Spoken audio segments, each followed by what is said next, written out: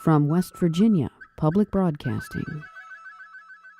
Support for the Legislature Today has been provided by the following. The High Technology Foundation, headquartered at the I-79 Technology Park in Fairmont. Online at wvhtf.org. Connecting West Virginia families and businesses through high-speed internet services. Learn more about connecting at frontier.com. At the Legislature today, two of Governor Tomblin's most pressing agenda items are on the move. After passing the Senate, the education reform bill is on the floor of the House of Delegates. The bill to relieve overcrowding in the state's prison system is up for a vote tomorrow in the Senate. But there are still many more issues to consider.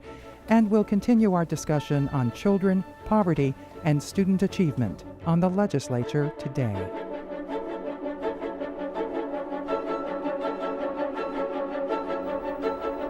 Good evening, I'm Beth Voorhees. For the third time in as many sessions, Delegate Mike Mennepenny of Taylor County has introduced a bill that would allow marijuana to be used for medical purposes. Dave Mistich reports. Amidst the excitement of the governor's education reform bill being reported to the House and approved by the Education Committee yesterday, House Bill 2961 was introduced on the House floor with little attention. Mennepenny's bill has been shot down in the past, but this time around, he feels strongly that it's gaining momentum. He explained some of the changes to this year's proposal. This year's version has 10 sponsors, including myself, as well as the updated language for all of the states that have passed legislation from the previous year's bills. So it just clarifies a little more. It changes a formula from how many compassion centers we can have per population. I think previous years it was one compassion center for every 200,000 people in population. This year it just calls out where the Department of Human Resources would have to have 5 initial compassion centers implemented by the first year and 6 the following year. And then any additional as the demand may arise for the increase in registers that apply for medical marijuana.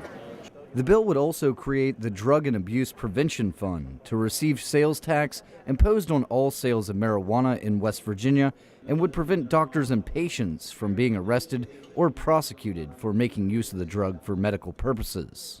Aside from the provisions of the bill itself, this time around Mennepenny has been joined by other delegates as co-sponsors. Even 2 House Republicans, Delegate Larry Kump of Berkeley County and Delegate Ray Canterbury of Greenbrier County, are listed on the bill. Canterbury said he's spoken to other Republicans and has heard only minor criticism. The only concern so far exhibited is that, some people suggest that the active ingredients in marijuana are available in a drug called Marinol, which is available across the counter, or not across the counter, but by prescription. But there are some people who also tell me that in certain cases when you're suffering from cancer, you can't keep that down. So the active ingredients are already available through prescription, but some people can't take them in pill form. So if you're in a situation where you're suffering from a terminal illness and you're in extreme pain, I don't think that it's at all fair to deprive people of a medication that's is capable of controlling their pain. Although Delegate Mennepenny's compassionate use of medical marijuana bill has garnered support from both sides of the aisle, it would still have to make its way to the House Health and Human Resources Committee. That committee is chaired by Delegate Dawn Perdue of Wayne County. It is developing a certain panache across the country. We've seen, I think, 19 states now have passed it. I think we've come to a point in time where some sincere discussion needs to be held, and hopefully we can do that during this session. The likelihood that we could pass it, granting that it's coming up very late, is pretty remote. But I do think that it affords an opportunity for it to be discussed in greater detail within this session and perhaps within the context of the interim meetings that we'll have after the session. If House Bill 2961 could make it past the hurdle of first reference in the Health and Human Resources Committee, it would then make its way on to the Committee on the Judiciary. Mennepenny said he plans to organize a public forum on the issue if the bill makes it onto an agenda in Delegate Perdue's committee. For the Legislature Today, I'm Dave Mistich in the House of Delegates. On Monday, a 34-year-old man from Walton, West Virginia in Roane County was charged for filming sexually explicit conduct with a minor. The arrest of Jonathan E. Kirk related to an investigation that began in December 2012 after law enforcement was contacted by the Mercer County Board of Education. At the time, Mr. Kirk was employed as a teacher coach at Pikeview High School. Kirk was charged with 3 counts of using obscene material with the intent to seduce a minor, 3 counts of the use of a minor to film sexually explicit conduct, 3 counts of distribution and display to a minor of obscene material, 4 counts of sexual abuse by a parent, guardian, or custodian, and 5 counts of soliciting a minor via computer. The state police say the juvenile victims ranged in age from 16 to 18. Delegate Mark Hunt of Kanawha County gave a floor speech today to speak out for increased penalties for those convicted of crimes related to pedophilia and child pornography. I want to talk about the monsters, the real-life monsters that live among us, that lurk in the shadows and lay in the tall grasses, the pedophiles in this country. I was requested several weeks ago to introduce a series of bills on behalf of a joint task force working with the FBI. Hunt explained the related bills he introduced this session, including House Bill 2828. That bill would create the crime of soliciting or attempting to solicit a child into a motor vehicle near a school for any illegal or illicit purpose. The bill would also provide a felony criminal penalty. He also mentioned House Bill 2935, which would increase certain penalties under the child pornography law to make them similar to federal law. Certain offenders would also not be eligible for parole. Hunt finished by noting that prison overcrowding remains an issue in the state and austerity measures need to be considered, but only in certain cases. I think that there is a difference between people that commit violent and nonviolent crimes, and I think that people that commit nonviolent crimes, that's where we can start our austerity program. That's where we could probably, open up some prison space. But these people not only have committed violent crimes, they have committed or will commit the worst and the most heinous crimes that you can ever imagine. Both bills were introduced earlier this month and have been referred to the House Judiciary Committee. Now that Governor Tomblin's education reform bill has been passed by the Senate, the state's upper chamber will be spending the second half of the session focused on a variety of other bills. Ashton Morrow reports on what issues Senate leaders expect to spark discussion for the rest of the legislative session. The Senate Labor Committee took up Senate Bill 355 today. The bill is at the request of Governor Tomblin. It changes the amount of time a business can pay an employee earned wages after quitting or being terminated. This amendment would require the final wages to be paid in cases of involuntary discharge within 3 weekdays, exempting state holidays. The education bill and this pay bill are just 2 from the 29-item agenda the governor passed on to the legislature.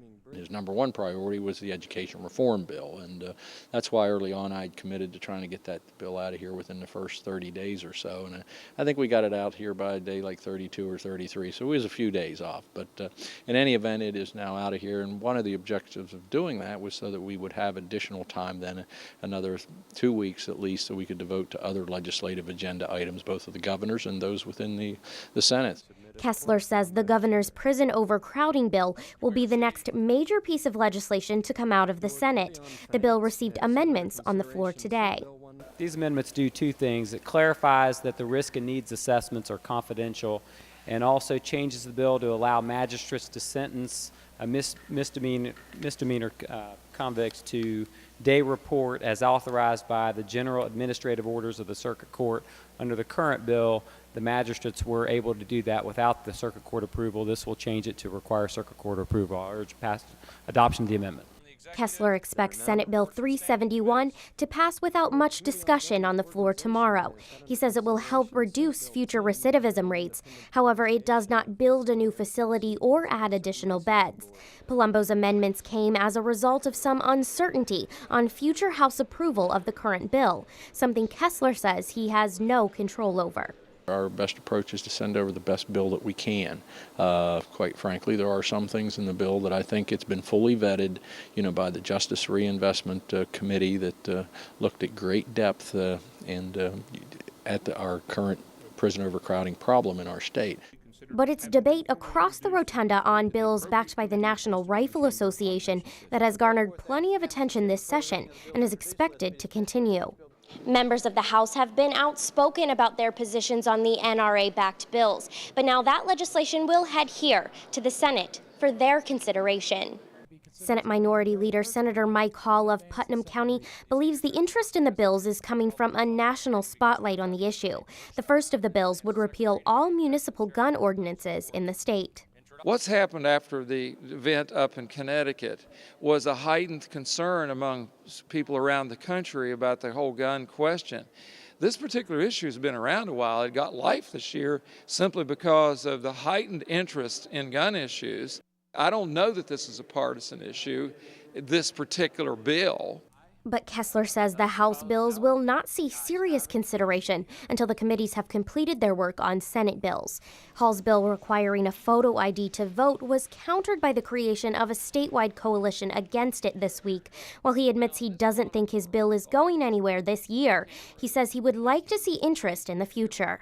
I don't think it will be too much to ask eventually that everybody that everybody who goes to the polls, if it's electronic right there, as my clerk from Putnam said, these are from the clerk saying this, it's possible we could have that picture right there with that voter registration form. We could pull it up electronically, or we could have it right there on the page when somebody comes in to vote. That's not beyond the scope of possibility nor expense. Democratic leadership, including Secretary of State Natalie Tennant, have spoken out against the bill, saying it would cost the state more than $5 million to enact. Senate Bill 486, also known as the Fairness Act, is something Kessler has supported and says has been passed previously by the Senate. But he's unsure if Jefferson County Delegate Stephen Skinner's openness about his sexuality will bring more support for the bill this year in the House.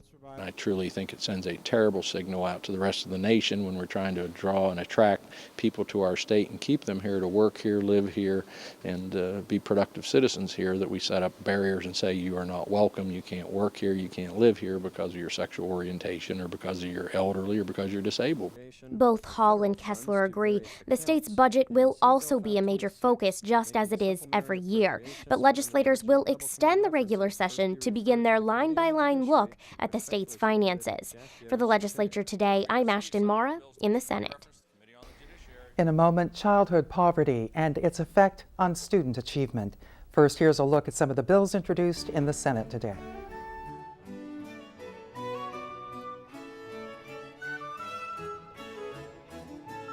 Among the bills introduced in the Senate today, Senate Bill 574 to require the use of American manufactured goods in the construction, alteration, or repair of public buildings and public works. Senate Bill 575 to provide for equal treatment of county boards of education in funding public libraries as a part of the system of public education by requiring any future excess levies to include an allocation for public libraries in the county. Senate Bill 577 to require county boards of education to allow students with special needs to participate in graduation ceremonies with their peers. The bill prohibits county boards from denying post-graduation special needs services to a student who has participated in graduation ceremonies. And Senate Bill 584 to authorize pretrial release programs to evaluate and supervise persons on pretrial release as part of a community corrections program. Up for passage in the Senate tomorrow, Senate Bill 371, the governor's bill to reform aspects of the criminal justice system to improve public safety and address the growing prison overcrowding and substance abuse problems in the state. On second reading in the Senate tomorrow, Senate Bill 201, permitting expedited partner therapy. Expedited partner therapy means providing prescription antibiotic drugs to the sexual partner or partners of a person clinically diagnosed as infected with a sexually transmitted disease without physical examination of the partner or partners. Senate Bill 341 requires livestock being enclosed by a fence. The bill requires adjoining landowners to pay for a just proportion of partition fences. Senate Bill 404 to clarify that a child who is physically healthy and presumed safe is a neglected child if he or she is habitually absent from school without good cause. The bill provides an exemption for parents whose children are receiving home instruction. And Senate Bill 407 to require telephone companies and cellular telephone companies to provide the names, address, and telephone numbers of its customers to the Bureau for Child Support Enforcement for enforcing support orders or for distributing support. Research affirms that all students, particularly students living in poverty, need sufficient time in school to develop their academic skills. Currently, more than 56% of all public school students receive a free or reduced-priced lunch, an indicator of poverty. That's slightly more than 1 out of every 2 students in West Virginia's public schools. These are the words of our guest tonight. Dr. Patricia Kusimo is the president and CEO of the Education Alliance. Dr. Kusimo has been a classroom teacher, an associate college professor, an educator, researcher, a business owner, an author, and a professional developer. She's been with the Alliance since 2008. Dr. Kusimo, welcome. So glad you're here today. Thank you. Okay, first of all, what is the Education Alliance? Business and community for public schools. What do you do? Well, basically, we're a nonprofit organization. It's a statewide organization. And our mission is to make sure that all students complete high school ready for a career or some type of post-secondary education. So we are funded by individuals, foundations, and nonprofits to have programs in public schools. We have an e-mentoring program where we provide career counseling, and we have a program that focuses on dropout prevention. So we're working in 7 counties in West Virginia. We also have a public policy program where we try and influence legislation that research says is best for students. All right. You noticed Senate Bill 404 as it just went by in our bill break. This would this was at the request of the Supreme Court of Appeals, that even though a child is safe and not at risk, they are still a neglected child if they are habitually absent from school. Right. You noticed that one. How come? Well, I mean, we know that student attendance is one of the factors in terms of whether or not a student will persist through school and complete high school. And we know that students who are frequently absent, particularly in the early years, beginning as early as kindergarten and preschool, teachers can tell you that they know that that child is at risk, that there is a problem. There is an exemption in that bill, I heard, for students who are being homeschooled. But other students have to be in school. The research is pretty clear that when they're not in school, they're missing learning, they're missing the socialization, they're missing the other experiences that they need to be successful.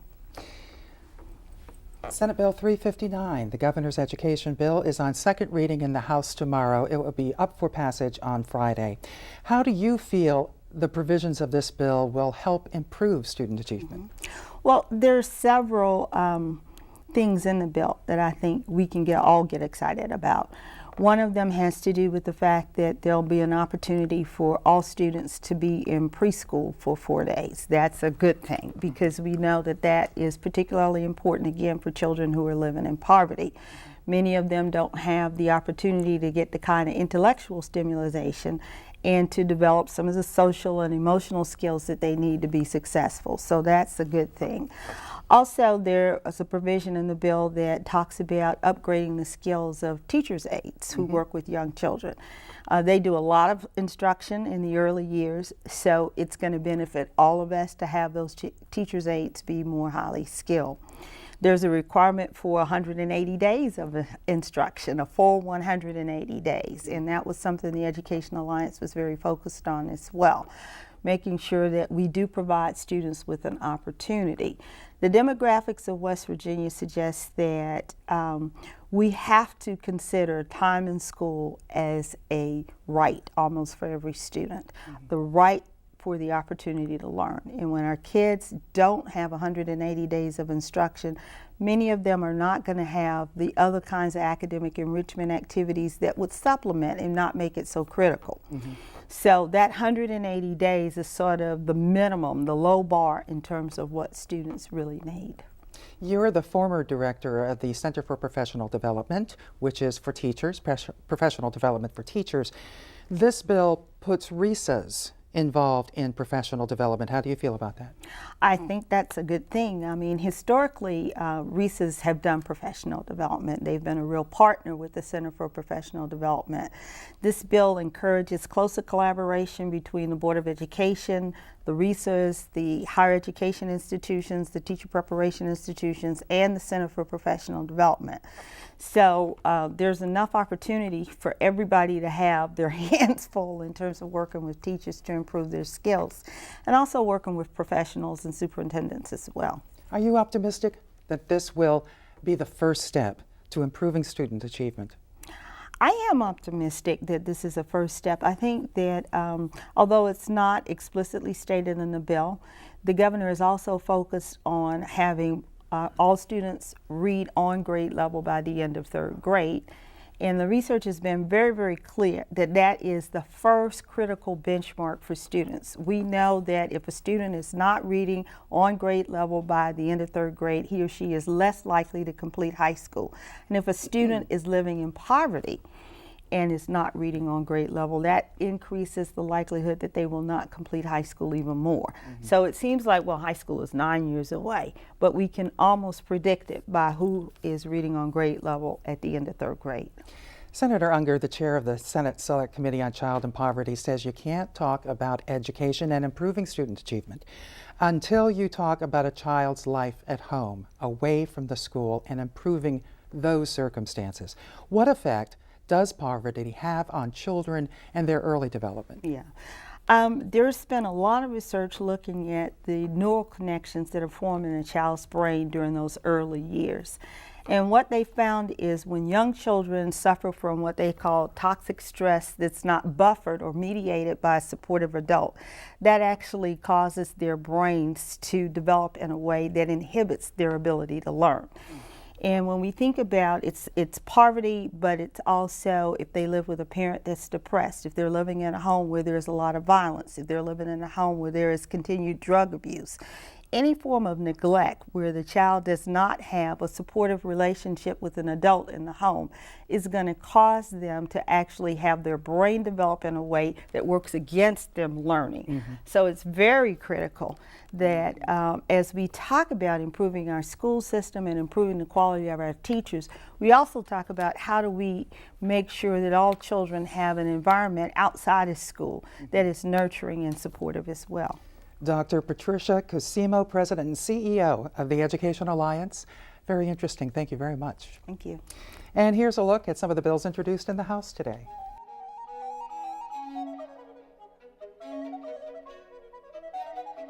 Among the bills introduced in the House today, House Bill 2993 to allow local governments to levy a sales tax on food and beverages sold in restaurants. House Bill 2995 to add 50 new positions to the staff at the William R. Sharp Jr. Hospital so that the safety of the staff and patients may be enhanced. House Bill 2996 to make it a misdemeanor offense when an investigation after a fire reveals no working smoke detector or carbon monoxide detector in 1- and 2-family dwellings or in residential units. House Bill 3009 to enact a School Children's Religious Liberties Act. The bill includes provisions requiring county boards of education to implement policies to protect students from discrimination based on a religious perspective. And House Bill 3013 to authorize the establishment of job creation work groups to obtain information to assist the legislature's efforts to take effective action to increase and attract jobs in West Virginia. Up for passage in the House tomorrow, House Bill 2780 to require multidisciplinary teams be convened quarterly to discuss children in the custody of the Division of Juvenile Services. And House Bill 2815 to provide a comprehensive overhaul of state code relating to the appointment and revocation of guardians for minors. The bill is at the request of the Supreme Court of Appeals. Among the bills on second reading tomorrow, Senate Bill 359, the governor's bill to reform public education. House Bill 2508, the governor's bill to increase the minimum capital investment threshold from more than $25 million to more than $75 million for sales tax increment financing in county and municipal economic opportunity development districts. House Bill 2514, the governor's bill to lower the total amount of tax credits available to the film industry, and House Bill 2814 to provide assistance to victims of human trafficking. This has been the Legislature Today. Tomorrow, we'll meet the executive director of the new Herbert Henderson Office of Minority Affairs.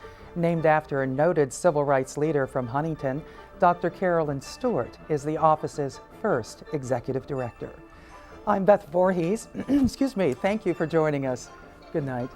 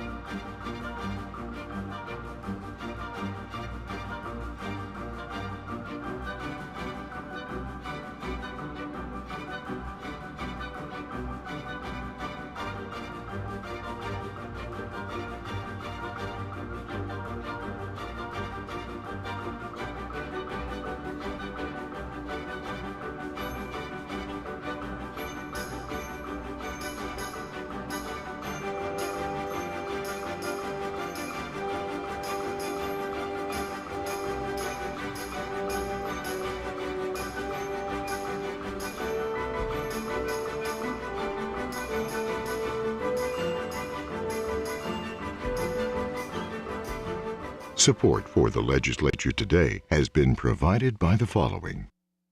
The High Technology Foundation, headquartered at the I-79 Technology Park in Fairmont. Online at wvhtf.org.